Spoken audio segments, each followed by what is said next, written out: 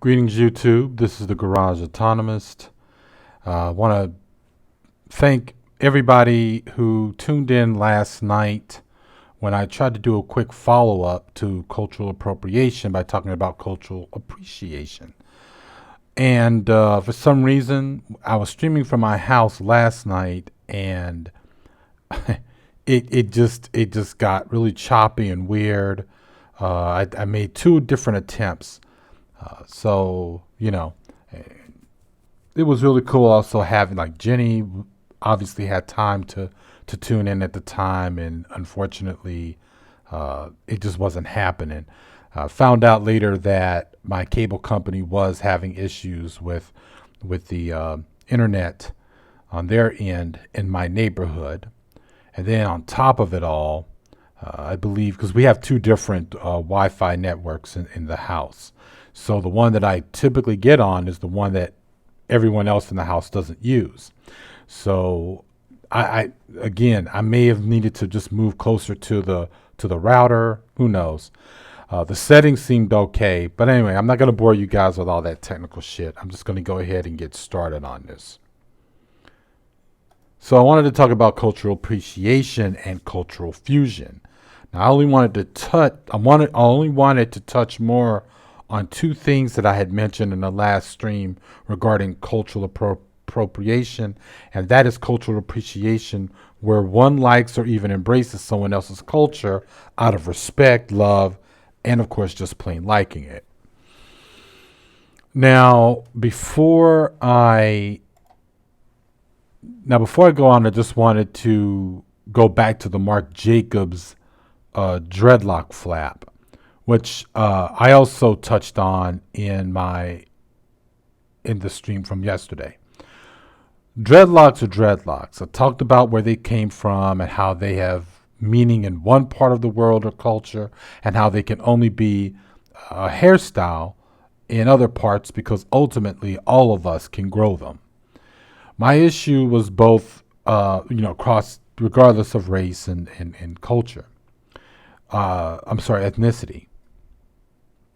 My issue was both with the critics, who really were not coming from a historically sound place, and Jacobs, who just simply got all white boy defensive as always. The critics, while correct in pointing out the dreads have a cultural meaning, were not fully correct in that the dreads have existed before and outside of Rastafarianism and some cultures of African people on the continent. Jacobs is just a fucking ripoff artist, looking to make a buck. And throughout the history of fashion design as a whole, the industry has always been more of an exploiter of other people's cultures, or even subcultures like punk or hip hop, in order to sell clothes to people who can afford them. The very nature of that industry is about superficiality and soulless buying and selling of the human experience. My last word on Jacobs' use of, say, the color dreadlocks is this: he wasn't even original about this. I remember when John Lydon, also known as Johnny Rotten, during the release of the Generic album by his band Public Image Limited, Lydon was sporting these colorful dreads that were multicolored, and they were multicolored, and they were mixed in with his natural hair. George Clinton at the same time was doing the same thing. I distinctly remember, this is also the mid '80s. So George Clinton was still working with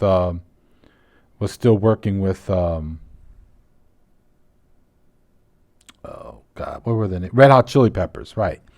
And I saw some video footage of him in the studio working with them. I forgot which album that was. But yeah, he too had like different colored dreadlocks and shit. And that was the '80s. So that was the mid '80s. So, fuck Marc Jacobs. He's not original in his show, and that's all I have to say. It's a little this is a little petty jab at him, really, if anything, just mainly around his shitty attitude about this thing. Too bad I don't know anything about fashion enough to comment on his designs, but as a person, I'll leave it at that. I'll go at his shitty personality. Anyway, cultural appreciation. So I'm just going to throw out a couple of examples, and then I'm probably going to sign off. Let me just check the chat room before I start. Yes, vegan anarchist. Capitalism causes cultural appropriation through consumerism. You're so right about that. 100% vegan anarchist. We can think of a million different examples of that. I remember even when as hip hop began to grow, and it was fine, that there were kids in the suburbs who were loving the music and wanted to learn breakdancing and all that shit. I don't have a problem with that. That's not appropriation because these kids on their own learned, and being explorative, I guess, wanted to check out what hip hop was, and they did. But, some asshole in a suit figured out to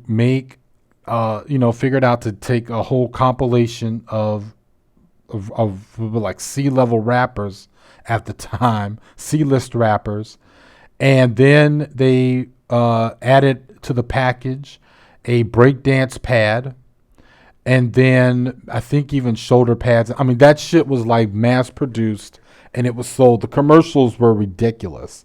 It was like the hip hop breaking dance package, like kit. That's what it was. But see, there's a difference between somebody who says, dude, I love this dancing. I love this music. It's coming from a place that's completely alien to me, but I'm into it and I want to learn about it. And then there's a difference between that and then say somebody who just goes to the mall and literally buys a hip hop kit and sold by capitalists. So thank you for that example, vegan anarchist. Let me just go into one example of cultural appreciation. So I knew a white guy who came from an abusive home. He did drugs all throughout his teens and early 20s, and at one point was sentenced to something like 7+ years or so for theft in the Huntsville unit because, he was to keep up his habit. He was basically stealing and shit. When he got out, because of the time that he had inside, where he read a lot and he came to a spiritual place for himself, he embraced the West African religion of Ifa.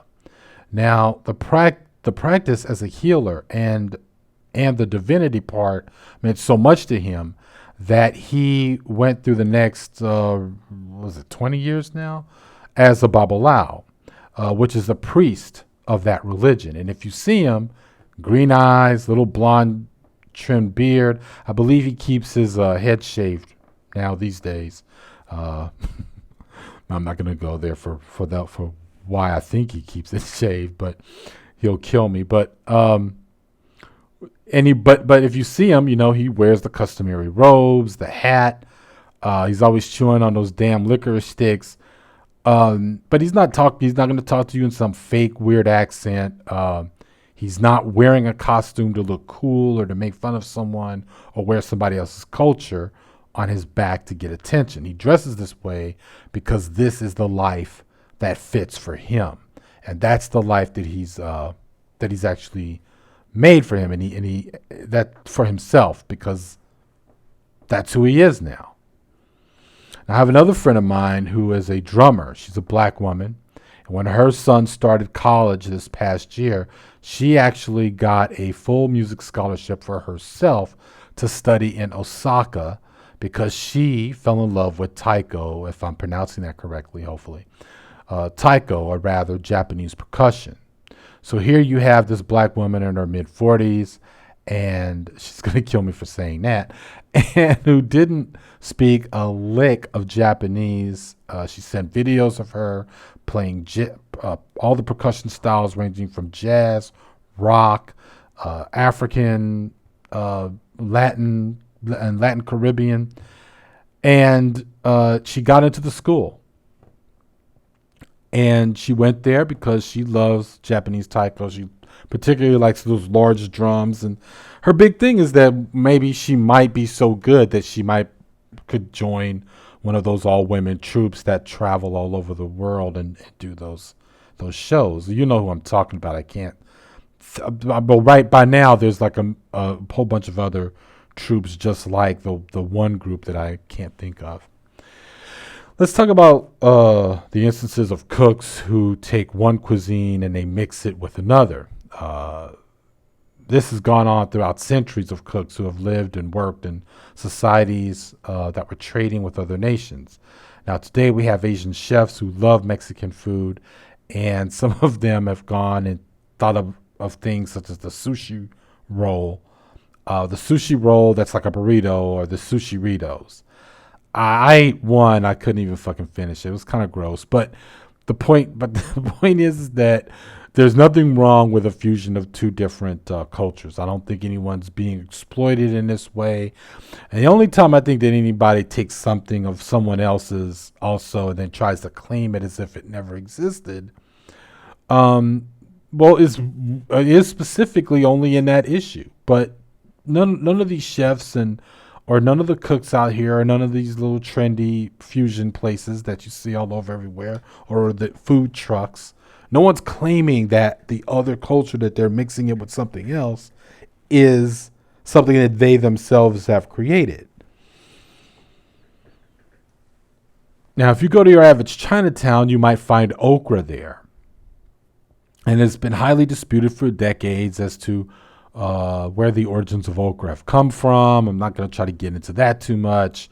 But because it's mainly people say, no, it came from West Africa. Some people say, no, it came from North Africa. And then others say, no, it was in South Asia, or it was in South Asia all along. The thing is that it would make sense that okra made its way into Asia if it did not grow there by itself from the beginning, because of the Silk Road, or the Silk Road route that ranged from the Horn of Africa, the Indian subcontinent, Persia, Arabia, and Europe.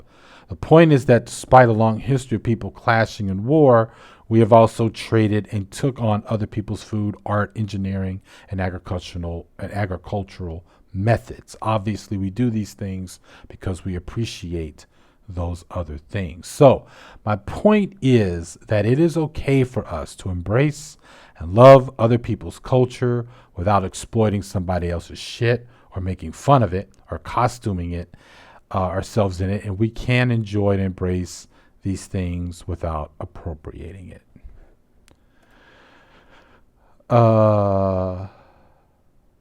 Let's see. Let me look in the chat real quick. Oh, what's up, V-Dub? What's up, man? He says that these images are official. Thank you. Okra. Yeah. Food is important. I love it. I've been to a taco place run by Asians in Long Island. Yeah, V-Dub. I see those places too. Now, I wouldn't consider those exactly fusion places, but they definitely are shitty places. I don't know about your experience, but whenever I go to the Korean-owned Mexican places, man, I've only been to 2 of them, and that was literally almost 10 years ago. I will never step foot in another one again. It is not, because it's not like they're taking Korean. I shouldn't just say that all of them are owned by Koreans, but the ones that I've been to were definitely owned by Koreans. He says Taco King is good. Got to go there. I'll check them out. But the Korean owned taco places, man, it's like the food is bland as fuck. Like, I think they would be better off if they actually gave us the Korean style beef, like the way they marinate Korean beef. If they actually put that in the tacos, I might actually like that better. But they're just like taking shit. And what's crazy, what's even more ironic, is that they typically have Mexican people working in those kitchens and cooking their own food, quote unquote. And it still comes out shitty tasting. And it's all because I think the owners are just paranoid that if their own Mexican cooks happen to make their own food better, they may actually be a threat and may decide to go on and become competition, which they very well could. I'm lucky that I have a taco place right by my job, ran and owned by Mexicans. It's the best. And yes, right around the corner from that is one of the Korean owned Mexican places. They're fucking complete and utter shit. All right, y'all. So here's what's going on. Tomorrow is going to be food for thought. I'm going to be talking a little bit about masculinity and manhood. Who truly owns the definition? The paper alpha or the progressive thinking radical male? I'm gonna point to myself for that because it's not like what I have to say is going to be earth shattering or great that you haven't heard already in any of my past videos. Just going to be touching on the fact that a lot of dudes out there who I think are really not good examples of men should not be defining what masculinity is. I just thought about this guy named Armored Skeptic. I gotta find that footage of him drinking out of scotch out of a fucking plastic cup. I've got to use that for a background image for tomorrow's cast. All right, y'all. So thank you so much for listening. This is all I had to say about it. Please look in the links in the low bar that I put for you to read up more. There's better think pieces on the issue that I liked. But I put that there for your own reading pleasure. Thank you so much for listening. I want to thank Vegan Anarchist and VDub for listening in. I want to thank Jenny McDermott for listening in last night on my 2 failed attempts because of the buffering going on in my neighborhood. Peace and fuck the alt-right. Yes, Vegan Anarchist. Fuck the alt-right. Fuck them forever. So, peace, y'all. I will see you tomorrow night on the Food for Thought channel.